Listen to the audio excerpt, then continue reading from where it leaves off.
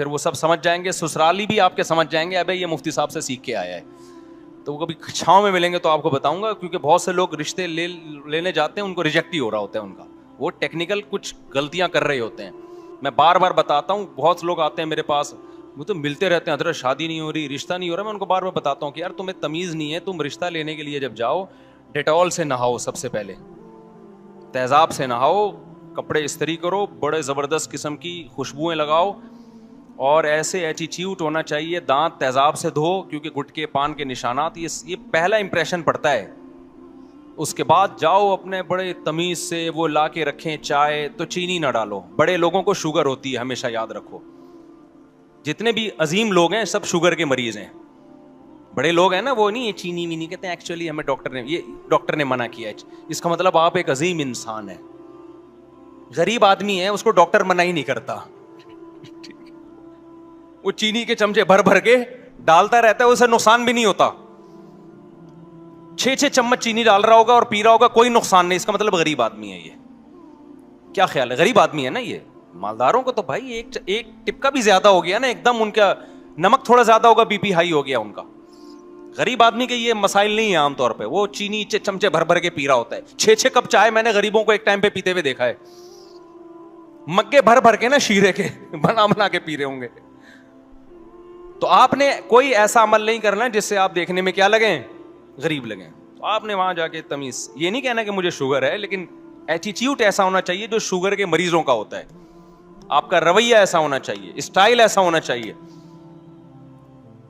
اور دل تو آپ کا بہت چاہے گا کیک رس رکھا ہوا ہے فوراً ڈبو کے کھاؤں, بالکل یہ حرکت نہیں کرنی. آپ بہت تھوڑا کھاتے ہیں. آپ کیا کرتے ہیں, بہت تھوڑا کھاتے. انڈا, وہ بھی صرف اس کی زردی تھوڑی سی نکال کے آپ نے کھا لی, بس تھوڑے سے پروٹین, اور وہ بھی پہلے ڈبے پہ چیک کر لیں کہ کتنی کیلوریز ہیں اس میں, کیونکہ غریب آدمی کیلوریز چیک نہیں کرتا. ٹھیک ہے, مالداروں کا ایک بڑا مسئلہ آج کل یہ بھی بن چکا ہے, کھانے سے پہلے کیلوریز چیک کی جاتی ہیں. ڈاکٹر نے, ایک صاحب نے مجھے بتایا, یہ میں ہوائی باتیں نہیں کر رہا ہوں, بڑے لوگوں کے ساتھ بھی میں بہت ملتا ہوں, تو کہتے ہیں ڈاکٹر نے ایکچولی ہمیں اتنی کیلوریز ایک دن میں ریکمینڈ کی ہے, تو ہم اس سے زیادہ. میں نے کہا ڈبے پہ کون بیٹھ کے کیلوریز گنتا رہے گا. میں اگر پراٹھے کی کیلوریز صبح چیک کرنا شروع کر دوں تو چیکنگ میں میری کیلوریز آدھی ہو جائیں گی, مجھے تو 2 کے بجائے 2.5 پراٹھے کھانے پڑیں گے پھر. تو خیر, تو وہ پھر چھاؤں میں ملیں گے تو کسی وقت بتاؤں گا, ٹھیک ہے نا. بہت ساری چیزیں ہوتی ہیں اب یہ اوپنلی, پھر وہ سب سمجھ جائیں گے, سسرالی بھی آپ کے سمجھ جائیں گے ابے یہ مفتی صاحب سے سیکھ کے آیا ہے. تو وہ کبھی چھاؤں میں ملیں گے تو آپ کو بتاؤں گا, کیونکہ بہت سے لوگ رشتے لینے جاتے ہیں, ان کو ریجیکٹ ہی ہو رہا ہوتا ہے ان کا, وہ ٹیکنیکل کچھ غلطیاں کر رہے ہوتے ہیں. اور جاتے ہی نا ایک دم لٹو نہیں ہو جائے کرو, مجھے بہت پسند ہے, میں اس کے بغیر رہ نہیں سکتا. خوب سمجھ لو, کبھی کوئی تمہاری مجبوری کی بیس پہ اپنی بیٹی تمہیں نہیں دے گا. یہ دماغ سے کوئی بیوقوف نہیں ہے کہ وہ تم مجبور ہو تو اپنی بیٹی تمہیں پکڑا دی, تم مرے جا رہے ہو. وہ مرا جائے گا تو دے گا. وہ کام کرو جس سے وہ مرے آپ پہ, نہ کہ یہ شو کرو کہ میں مر رہا ہوں. وہ کہے گا مر جا, ہمیں کیا کرنا ہے تیرا, ہم نے اپنی بچی کا مستقبل دیکھنا ہے, تیرا عشق معاش کا تھوڑی دیکھنا ہے ہم نے. چھچوری حرکتیں کرتے ہیں جا کے, پھر بولتے ہیں شادی نہیں ہو رہی. اب اس کو ڈبو کے کھانے کے مزے کے چکر میں رشتہ اس نے توڑ دیا. ابے تو رشتہ کر لیتا, پھر ساری زندگی ڈبو کے. جب جاؤ نا رشتہ لینے کے لیے, پھر کوئی ایسی نازیبا حرکت مت کرو. چائے میں نا کیک رس ڈبو کے کھانے کا سب سے زیادہ مزہ آتا ہے, لیکن کیک رس میدے کے لیے بڑی نقصان دہ چیز ہے. میں نے بارہا تجربہ کیا ہے. زیادہ کھاؤ نا, گیس, بدہضمی, بلغم, یہ اچھی چیز نہیں ہے. کوئی یہ سائنسدان ایسا کیک رس ایجاد کر لیں جس میں بدہضمی نہ ہو, تو میں سارا دن کیک رس ڈبو کے کھاتا رہوں. گرم گرم چائے میں تازہ کیک رس ہو, آپ خود دل سے بتاؤ, وہ بغیر ڈبوئے کھانے میں مزہ آئے گا یا ڈبو کے کھانے میں آئے گا, بتاؤ. ڈبو کے کھانے میں.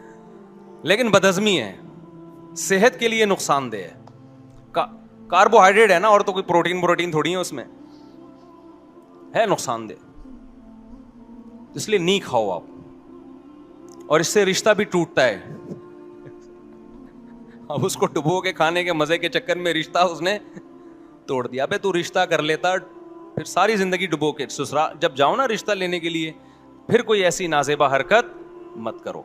ابھی میں جہاز میں جا رہا تھا تو ایک ایئر ہوسٹس آئی, کہنے لگی مفتی صاحب کو ڈبو کے کھانے والا جو لطیفہ ہے نا, خدا کی قسم بڑا مزہ آیا. جہاز میں ایئر ہوسٹس نے بتایا کہ مصعب وہ جو آپ کا لطیفہ تھا نا ڈبو کے کھانے کا اپنا ہی مزہ ہے. مولوی صاحب وہ رشتہ لینے گئے تھے, وہ یاد ہے آپ کو جو ڈبو کے کھایا تھا, رشتہ ٹوٹ گیا تھا نا, اس پہ اس نے کہا تھا رشتہ ٹوٹنے کا غم اپنی جگہ مگر ڈبو کے کھانے کا اپنا ہی مزہ. تو ایئر ہوسٹس نے اتنا شکریہ ادا کیا, اس نے کہا مولوی صاحب میرا ڈپریشن ختم ہو گئی. پھر اس نے ایک سیلفی لی کہ اپنے گھر والوں کو دکھاؤں گی میں.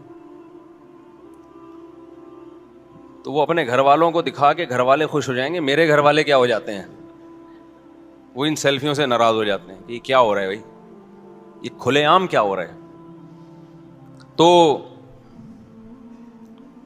اتنے وضاحتی بیان دینے پڑتے ہیں, ایکچولی اصل میں وہ یوں ہوا تھا, ایکچولی وہ اس نے بھائی سمجھ کے باپ سمجھ کے, بولو اور زیادہ عزت ہو جائے گی, باپ سمجھ کے عقیدت محبت میں کہ جی وہ ڈبو کے کھانے والا لطیفہ اس کو پسند آیا تھا.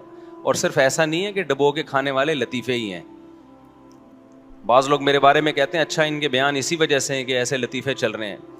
ہم ترکی جا رہے تھے ابھی کچھ دن پہلے, رمضان سے پہلے, تو ہمارے ساتھ ایک مولوی صاحب بیٹھے ہوئے تھے اس سفر میں. وہ مولوی صاحب مجھے زیادہ انہوں نے بیان نہیں سنے میرے, وہ چٹکلے نا یہ جو شارٹس آتے ہیں نا, تو مجھے کہنے لگے آپ اصل میں اس لیے مشہور ہیں کہ آپ لطیفے بہت چھوڑتے ہو, اوپنلی نا, آپ لطیفے چھوڑتے رہتے ہو, مزاحیہ باتیں کرتے رہتے ہو, تو ظاہر ہے پھر. میں نے کہا اچھا جی شاید ایسا ہی ہوگا.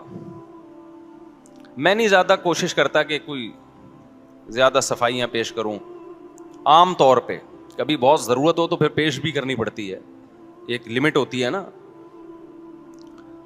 میں نے کہا اچھا ایسا ہی ہوتا ہوگا پھر, تو اب کیا کرنا ہے اس کو سمجھا کے ہم نے, بھائی ٹھیک ہے اگر کسی کو ہدایت مل رہی ہے تو ٹھیک ہے, نہیں مل رہی ہے تو وہ تو آخرت میں پتہ چلے گا نا. انہوں نے کہا لطیفے چھوڑتے ہیں, یہ کرتے ہیں, وہ کرتے ہیں, وغیرہ وغیرہ. اللہ کی قدرت, تھوڑی دیر میں آگے سے ایک بندہ آیا, ماشاء اللہ داڑھی اس کی, وہ اپنی فیملی کے ساتھ یورپ جا رہا تھا. اس نے کہا مفتی صاحب میں ملحد ہو چکا تھا, خدا کا منکر, سمجھ رہے, اسلام چھوڑ چکا تھا. اچھا وہ مولوی صاحب کے سامنے کہہ رہے میں نے آپ کا بیان سن کے داڑھی بھی رکھی, میری بیگم نے بھی پردہ کیا, بھی مجھے پورا صحیح طرح یاد نہیں ہے اس کی کہانی, ہو سکتا ہے کچھ الفاظ آگے پیچھے ہو جائیں,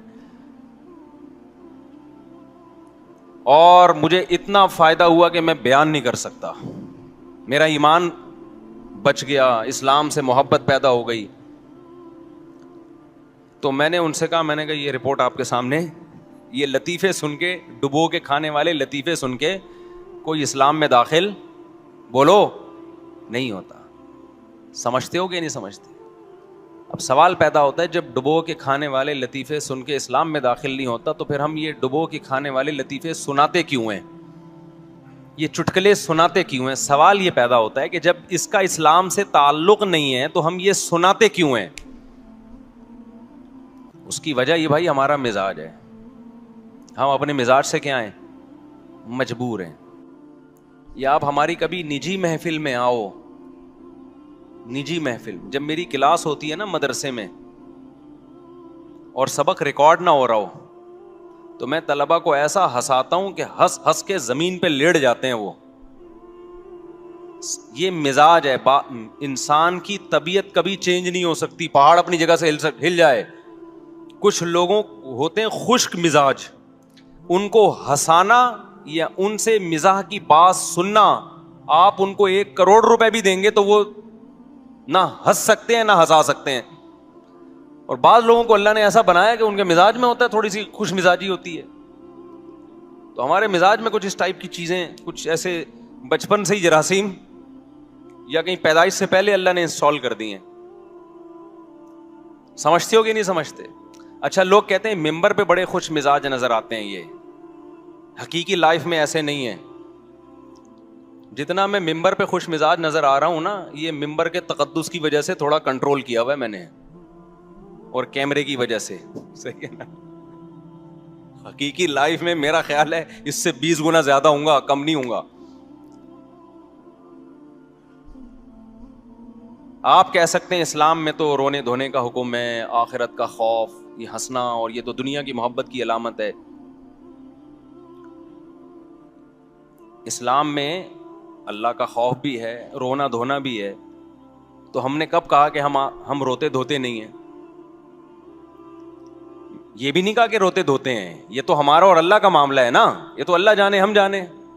ہمارے حضرت ایک شعر پڑھا کرتے تھے, دن گزارے ساز میں راتیں گزاری سوز میں. ساز گانے باجے کو بولتے ہیں, ساز کا مطلب خوش و خرم, یہاں وہ حقیقی گانے باجے مراد نہیں ہے. راتیں گزاری سوز میں غم میں, عمر بھر ہم دن میں بلبل شب میں پروانہ رہے. شب میں پروانے کی طرح آگ کے گرد گھومتے ہیں, جیسے پروانہ عاشق ہوتا ہے نا آگ کا, شمع کا. یہ ہمارے حضرت کی کیفیت حضرت نے شعر میں بیان کی. میری کیفیت نہیں بیان کر رہا کہ آپ سمجھے مفتی صاحب شاید پوری رات مصلے پہ کھڑے رہتے ہیں اور روتے رہتے ہیں, دن میں ہنسنا شروع کرتے ہیں صبح سے رات تک نان اسٹاپ. تو میں اپنی کیفیت نہیں بیان کر رہا, میں اپنے شیخ کی کیفیت بیان کر رہا ہوں. وہ فرمایا کرتے تھے کہ جو دن میں جو اہل اللہ جو بلبل کی طرح چہک رہے ہوتے ہیں, تو یہ اس کی علامت نہیں ہوتی کہ ان میں اللہ کا خوف نہیں ہے. تو کسی کے بارے میں چند چیزیں دیکھ کر فوراً فتویٰ لگا دینا یہ ٹھیک نہیں ہے. نہ کسی کے رونا دھونا دیکھ کے فوراً یہ فیصلہ کرنا ٹھیک ہے بہت نیک آدمی ہے, نہ کسی کا ہنسنا دیکھ کے فوراً یہ فیصلہ کر دینا ٹھیک ہے کہ یہ آخرت سے غافل ہے. سمجھتے ہو کہ نہیں سمجھتے؟ کسی کو ہنستا ہوا دیکھیں تو یہ نہ فوراً فتویٰ لگائیں کہ اس کے دل میں اللہ کا خوف ختم ہو گیا, غافل ہے. اور کسی کو روتا دیکھ کے فوراً یہ بھی فتویٰ نہ لگائیں کہ بہت نیک آدمی ہے. یہ تھوڑی دیر کی کیفیات سب پہ ہوتی ہیں. کتنے لوگ ہیں بڑے رو رہے دھو رہے ہوتے ہیں نا دعاؤں میں, صبح فلم دیکھنے جا رہے ہوتے ہیں سینما گھر میں, 27ویں رات کو دیکھو جب ختم قرآن ہوتا ہے تو کتنا رونا دھونا ہوتا ہے مسجدوں میں, ہوتا ہے کہ نہیں ہوتا؟ اسی دوران دعاؤں میں چیخو پکار لگی ہوئی ہوتی ہے اور اس کا فون آ رہا ہوتا ہے, اور اس کو انسان کہتا ہے تھوڑی دیر بعد کال کرنا. اس سے میری مراد ہے گرل فرینڈ, محبوبہ. یہ نہیں کہ روتے ہوئے اللہ سے توبہ کر لے کہ اللہ اس ناپاک گدھے گھوڑوں والی محبت سے میں تیری پناہ مانگتا ہوں, توبہ کرتا ہوں. روتے ہوئے بھی توبہ نہیں ہوتی. گرل فرینڈ اور بوائے فرینڈ کی جو محبت ہے یہ بھنگیوں چماروں والی ہے, یہ ریلیشن بھنگیوں چماروں گدھے گھوڑوں والا ہے. یہ ڈائلاگ میرا پھیلاؤ دنیا میں, عام کرو. اللہ کا شکر ہے کافی پھیل گیا ہے. ابھی اسلام آباد میں ایک صاحب ملے, انہوں نے کہا یار یہ جو آپ کہتے ہو نا گرل فرینڈ بوائے فرینڈ گدھے گھوڑوں والا حساب کتاب ہے یہ. تو مجھے اچھا لگا کہ یہ گدھے گھوڑوں والا یہ ڈائلاگ الحمدللہ پھیل چکا ہے. گرل فرینڈ بوائے فرینڈ کا جو ریلیشن ہے یہ کون سا ریلیشن ہے؟ جو گدھے اور گدھی کا ہوتا ہے, گھوڑے اور گھوڑی کا ہوتا ہے. سمجھ میں نہیں آ رہی میرا خیال ہے بات؟ یا آج کل نا بڑے فخر سے بتاتے ہیں ٹی وی میں بھی, اب ٹاک شاک میں, یہ میری گرل فرینڈ ہے. ابے بھائی تو زانی آدمی, تو زنا کر رہا ہے ایک لڑکی کے ساتھ, بدکار آدمی, اور تو دنیا کو بتا رہا ہے کہ میری گرل فرینڈ ہے. گدھا گدھی کا میں شادی ہوتی ہے یا فزیکل ریلیشن ہوتا ہے؟ آپ لوگ کو پتہ ہی نہیں تو بولو نا. نکاح کرنا یہ انسانوں کی تہذیب ہے, بیوی بنا کے رکھنا کسی عورت کو اور عورت کا شوہر بنا کے رکھنا یہ انسانوں میں تہذیب ہے, یہ پیغمبروں کا طریقہ ہے. اور گرل فرینڈ بوائے فرینڈ کبھی بھی بریک اپ ہو سکتا ہے, نکاح میں ایسے بریک اپ نہیں ہوتا. گرل فرینڈ بوائے فرینڈ میں بریک اپ کے کوئی اصول نہیں ہے. بریک اپ ہو گیا جی بس, نہیں پسند آئی چھوڑ دیا. بیوی کو چھوڑ سکتا ہے انسان؟ دنیا چھوڑنا آسان ہے, بیوی چھوڑنا مشکل ہے. اور بیوی کے لیے شوہر کو چھوڑنا بھی بہت مشکل ہے, خاندان انوالو ہوتا ہے. تو نکاح والا سیٹ اپ یہ انسانوں والا ہے, پیغمبروں والا ہے, موسیٰ علیہ السلام والا, ابراہیم علیہ السلام والا, آدم علیہ السلام والا, محمد صلی اللہ علیہ وسلم والا, زکریا علیہ السلام والا, یعقوب, یوسف, یحییٰ علیہ السلام والا. اور گرل فرینڈ بوائے فرینڈ یہ گدھا, گھوڑا, کتے, بلے. 3 پیس سوٹ اور ٹائی سے نہیں تہذیب کا پتہ چلتا. آج مہذب ہونے کا معیار ہی چینج ہو گیا ہے. جو نہا دھو کے 3 پیس سوٹ ٹائی میں بریف کے ساتھ میں لے کے گھوم رہا ہو اس کو لوگ کہتے ہیں تہذیب یافتہ آدمی ہے. جو دھوتی پہن کے گھوم رہا ہو اس کو گدھا گھوڑا سمجھتے ہیں.